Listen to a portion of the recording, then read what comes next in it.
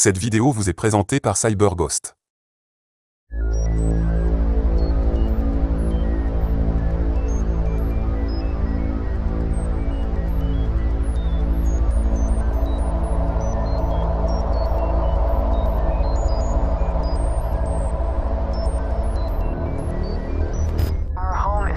Notre maison est Epsilon Bootis, qui est une étoile double.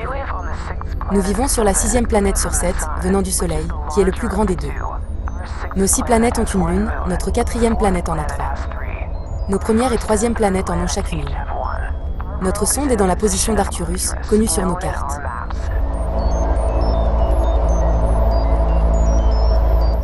Y a-t-il un ancien artefact extraterrestre dans l'orbite de la Terre, sous la forme d'un vaisseau spatial ou d'un satellite, qui surveille les activités des humains sur la planète?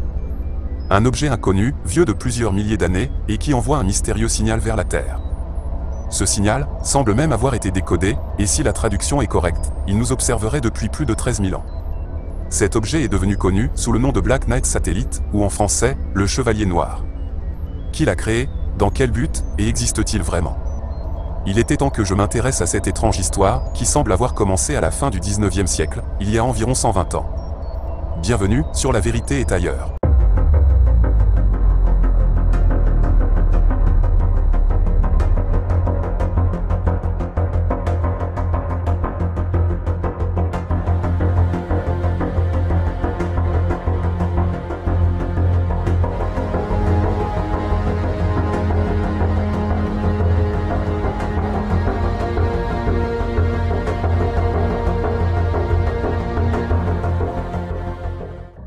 En 2017, des théoriciens du complot ont affirmé qu'un satellite extraterrestre, qui était en orbite autour de la Terre depuis plus de 13 000 ans, avait été abattu et récupéré par une unité militaire secrète. Ce mystérieux objet, connu sous le nom de Black Knight Satellite, avait déjà été repéré précédemment depuis de nombreuses années, et certains pensent que la NASA et divers gouvernements sont parfaitement au courant de ces faits, et qu'ils ont activement dissimulé tout cela au public. Pendant ce temps, on nous dit que cette rumeur se base sur des malentendus scientifiques, de simples débris spatiaux et des signaux radio mal interprétés. Pourtant, certains détails ont été révélés sur ce phénomène spatial enveloppé de mystère, qui est devenu un sujet de fascination et de spéculation, et a même déclenché une polémique entre les croyants et les sceptiques dans le monde entier. Officiellement, on nous dit qu'en 1957, l'Union soviétique a lancé Sputnik 1, qui était le premier satellite en orbite terrestre. Mais la vérité serait tout autre. Beaucoup pensent en effet que le satellite Black Knight est antérieur à Sputnik, et qu'il nous observe depuis des milliers d'années. Son existence, qui n'a jamais été confirmée de manière officielle, a suscité des débats sur la vie extraterrestre, les civilisations anciennes, et les dissimulations gouvernementales.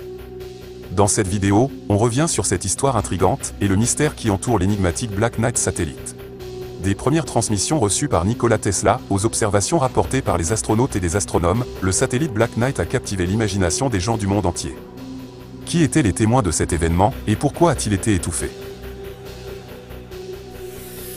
Mais avant de continuer, j'aimerais vous parler du sponsor de cette vidéo, qui n'est autre que CyberGhost, le VPN que j'utilise régulièrement depuis plus d'1 an. Avec plus de 38 millions d'utilisateurs à travers la planète, CyberGhost est le leader mondial dans l'industrie de la sécurité et de la confidentialité sur Internet, et le numéro 1 des VPN en France. Un VPN est un logiciel qui vous permet de naviguer de manière anonyme et sécurisée sur le net, en masquant votre adresse IP et en vous relocalisant sur un serveur distant, très loin de chez vous.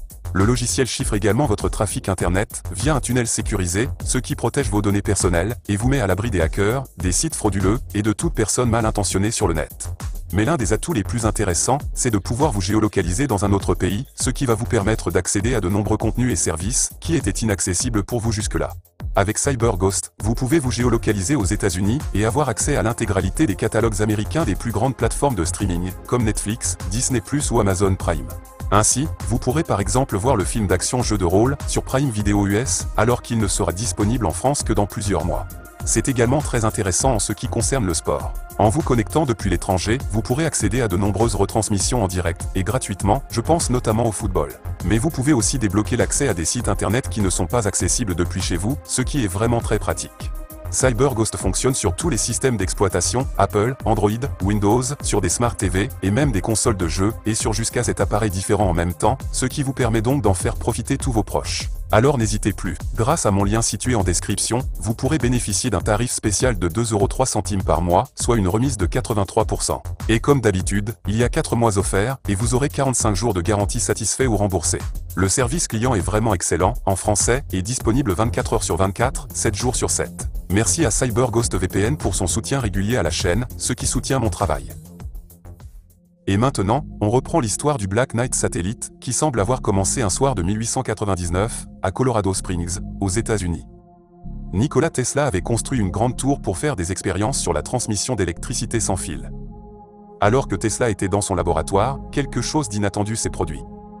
Sa tour a commencé à recevoir une étrange transmission, d'origine inconnue. Une transmission que Tesla croyait artificielle, car son antenne recevait des chiffres à intervalles réguliers. Et il les a interprétés comme une série de codes numériques. Au début, Tesla a pensé que c'était un signal venant du haut de l'atmosphère, mais il s'est avéré que le signal venait de beaucoup plus loin. Le signal venait de l'espace.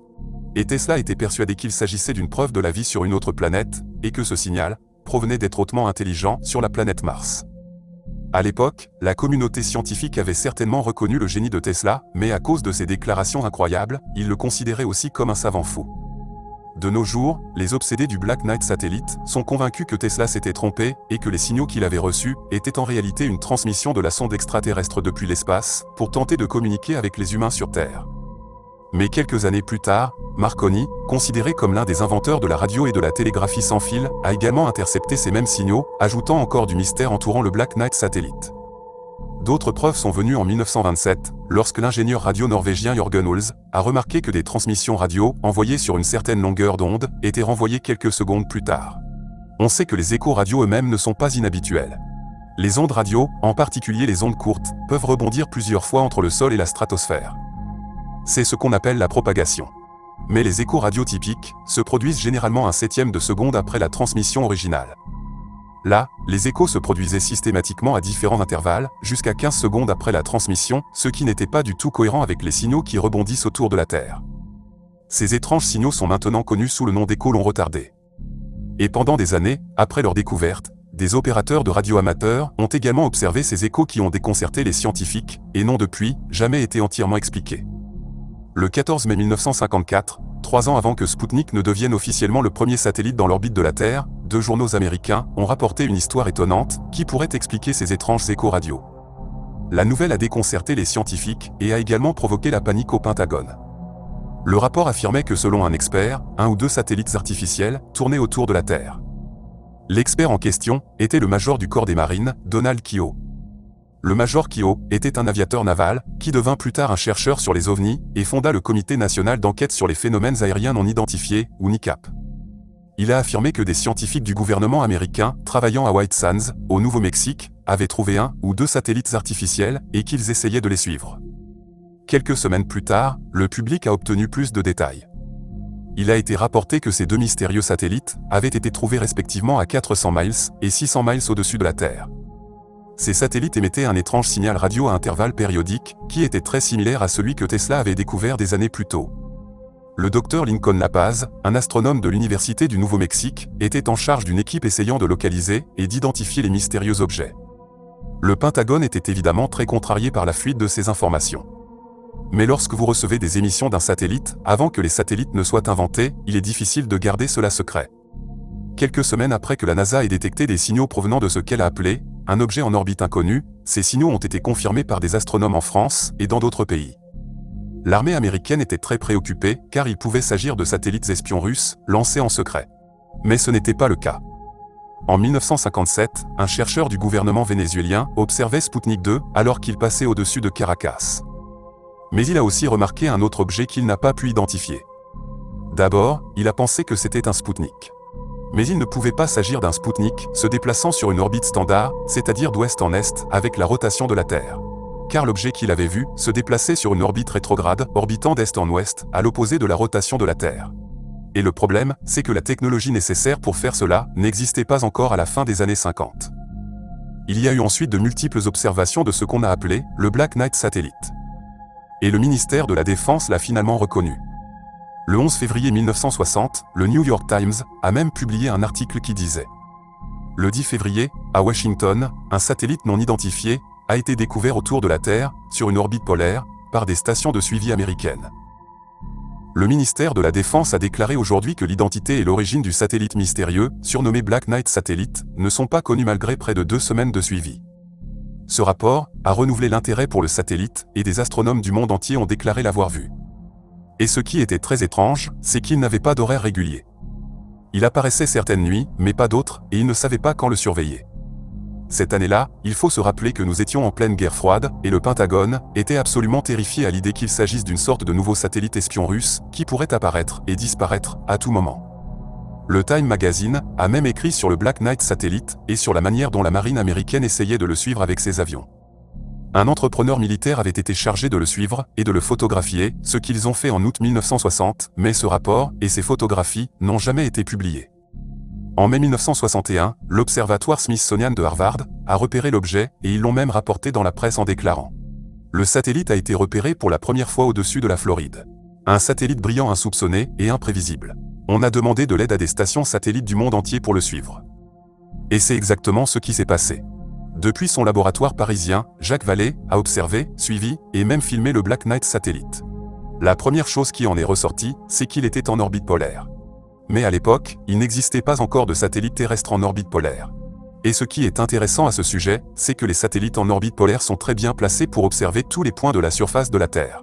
Lorsqu'un pays veut voir tout ce qui se passe avec un satellite, il doit choisir une orbite polaire. Un autre fait à propos de l'objet qui se démarquait, est qu'il était énorme, de la taille d'un camion, et pesait environ 15 tonnes. Mais il n'existait aucune fusée sur Terre qui avait la capacité de lancer quelque chose de cette taille. Jacques Vallée et son équipe étaient ravis de cette découverte, et ils avaient compilé toutes leurs recherches, photos et films, pour les placer dans un gros dossier qui a été remis à un superviseur. Mais toutes ces preuves ont été immédiatement confisquées. Les photos et le film ont été détruits. La raison officielle de la destruction de ces preuves était que l'observatoire était embarrassé de ne pas pouvoir identifier cet objet et qu'ils avaient peur du ridicule. Mais évidemment, on se doute que la vraie raison de cette censure serait tout autre. Et cela a renforcé les accusations selon lesquelles la NASA cachait quelque chose. D'ailleurs, de nos jours, Jacques Vallée explique qu'il a toujours trouvé que cette histoire était très étrange. Ils avaient en effet repéré plusieurs objets inconnus, et il pense qu'au moins l'un d'entre eux était bien le Black Knight Satellite, le fameux chevalier noir.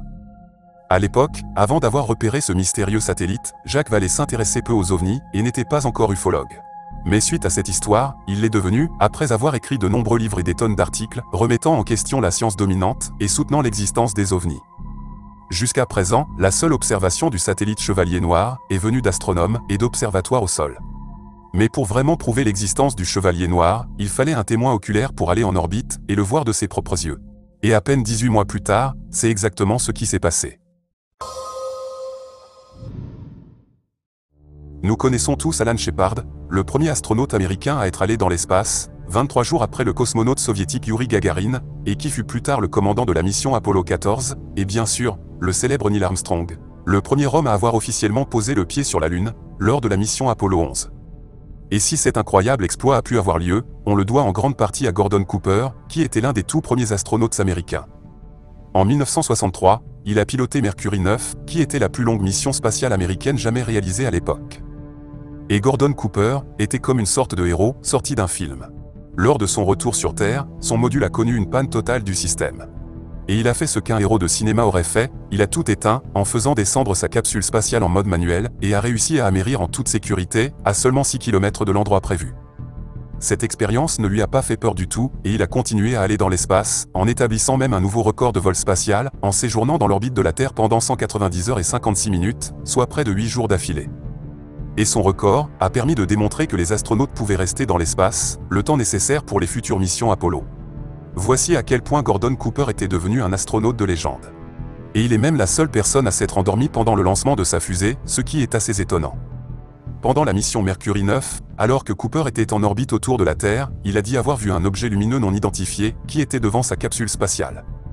Au même moment, une station de suivi en Australie, au-dessus de laquelle Cooper se trouvait à ce moment-là, a rapporté avoir également vu l'objet sur leur radar, ce qui a confirmé son observation. Et ils ont constaté qu'il se déplaçait d'est en ouest, sur une orbite rétrograde. NBC News a immédiatement rapporté l'observation de Cooper, et pour la première fois, l'objet fut appelé le Black Knight Satellite, le Chevalier Noir. Le nom est resté, mais pas le rapport de Cooper. Car lorsqu'il est revenu de sa mission, la presse n'a pas été autorisée à poser des questions sur son observation. La NASA a rapidement fait un démenti, expliquant qu'il avait souffert d'hallucinations dues à un excès de dioxyde de carbone dans sa cabine, suite à un dysfonctionnement de la capsule. Mais quelques années plus tard, malgré cette tentative de la NASA pour dissimuler ce qu'il avait vu, Cooper, qui était à la retraite, a commencé à faire des révélations. Et il a confirmé qu'il avait bien vu un ovni sur son orbite spatiale de 1963, et que la NASA lui avait interdit d'en parler. Et tout au long de sa vie, jusqu'à sa mort en 2004, Cooper a toujours dit qu'il n'avait pas eu d'hallucination dans sa cabine, et qu'il avait bien vu un objet inconnu dans l'espace. Et il a continué à divulguer des histoires qui détaillaient ses expériences avec les ovnis alors qu'il était pilote à la base d'Edwards, en Californie. Et il a même révélé une autre histoire qui est vraiment incroyable. En effet, il a raconté qu'une fois, en 1957, il avait été l'un des témoins de l'atterrissage d'une soucoupe volante dans un lac asséché, non loin de la base. Et toute la scène aurait même été filmée par une équipe de tournage qui se trouvait là par hasard alors qu'elle supervisait les vols d'essai sur des appareils avancés de la base. L'engin avait ensuite redécollé, en disparaissant dans le ciel à grande vitesse. Par la suite, le film qui avait été envoyé à Washington aurait été dissimulé ou détruit. En 1978, Cooper a même témoigné à la Tribune des Nations Unies sur le sujet des ovnis, en affirmant qu'il existe des formes de vie extraterrestres, et que le Pentagone a caché la vérité au monde. Il a affirmé qu'il existe des centaines de rapports sur des observations d'ovnis faits par ses collègues pilotes, et que le gouvernement américain dissimulait les informations sur les ovnis et les preuves de contacts extraterrestres. Il est donc possible que Cooper ait vu le Chevalier Noir dans l'espace, et qu'il se soit rendu compte que son existence était délibérément cachée au public. Les observations du mystérieux satellite se sont accumulées au fil des années, et il est devenu de plus en plus difficile de nier que quelque chose se trouvait bien là-haut. Donc les plus grandes questions sont: qu'est-ce que c'est? Pourquoi est-il ici? Et que veut-il?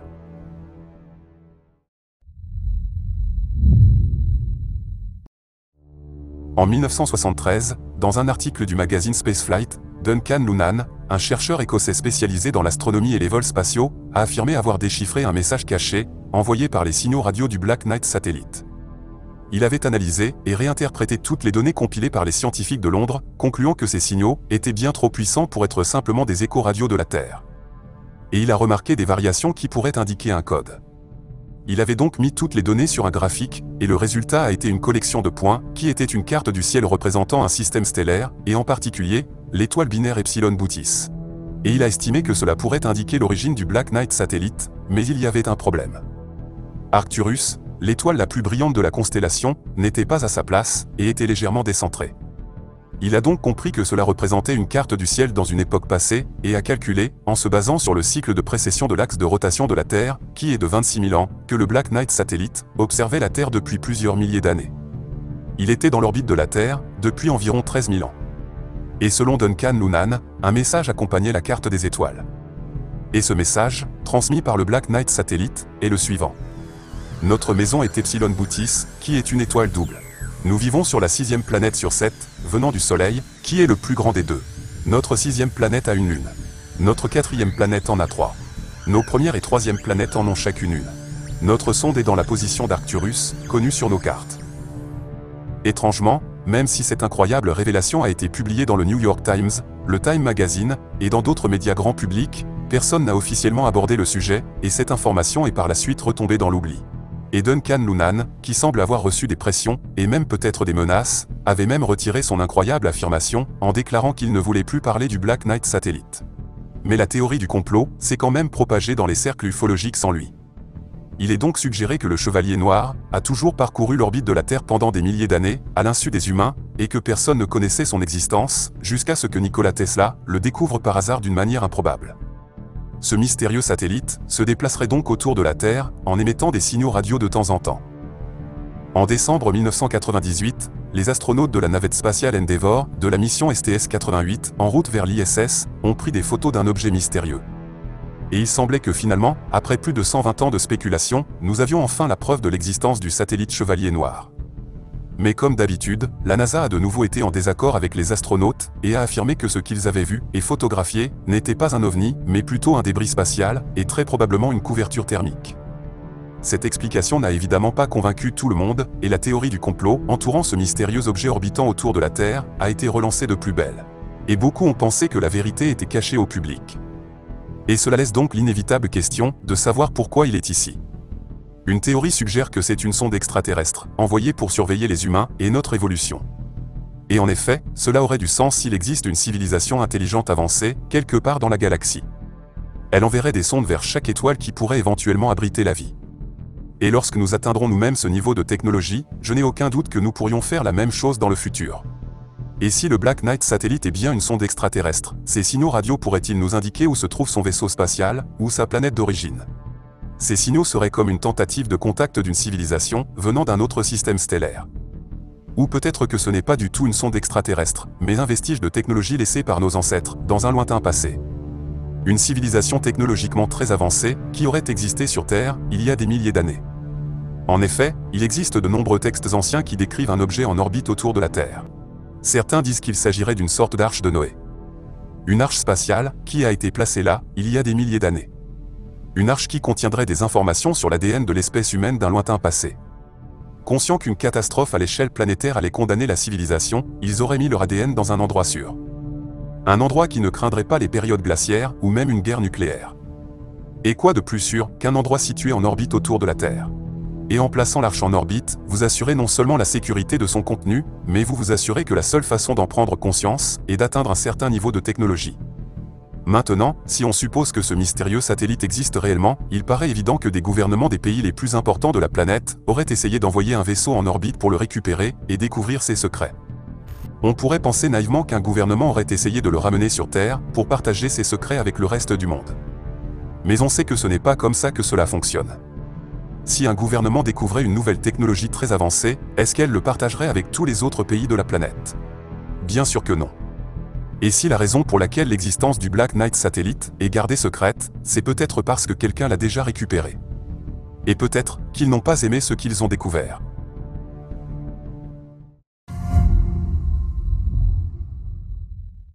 En 2017, un article publié sur Internet avait pour titre « Un satellite extraterrestre mis en place il y a 12 000 ans pour espionner les humains est abattu par les Illuminati », affirment les théoriciens du complot.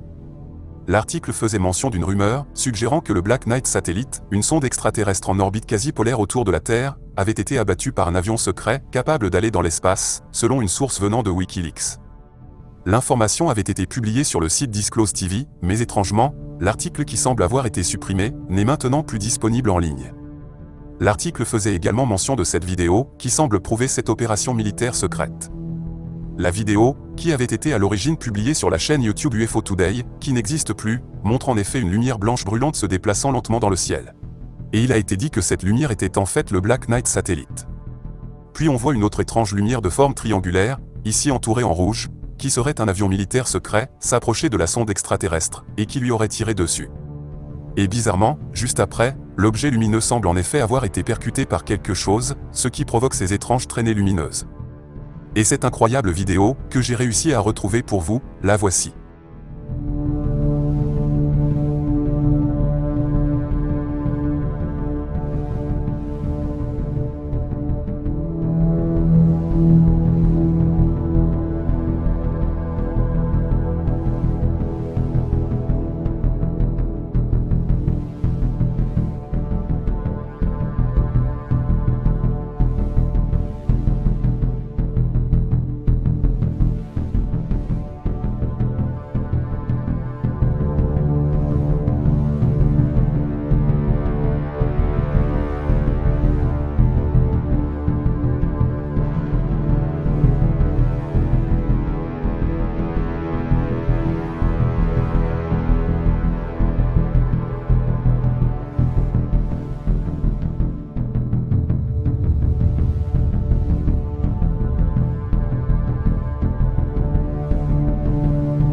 Cette vidéo intrigante proviendrait à l'origine d'un serveur privé de Wikileaks.